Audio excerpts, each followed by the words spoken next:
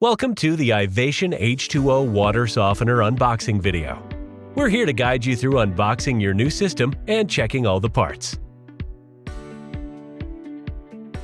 Begin by removing the plastic strap securing the main box to its base. Then, carefully lift the box straight up off the water softener and set it aside.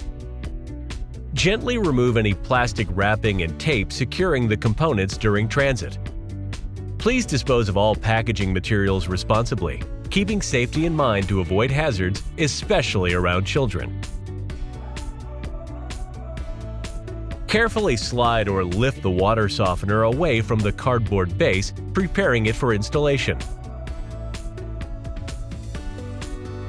Check that you have all necessary parts: a bypass valve, drain hose, clips, clamp, seal rings, adapter, operations manual, quick setup guide, water hardness test strips, and an overflow kit.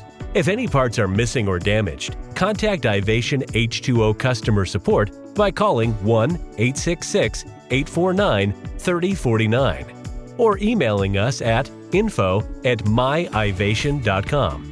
Once everything is accounted for, your Ivation H2O water softener is ready to be installed. Thank you for viewing our water softener unboxing video. See you next time.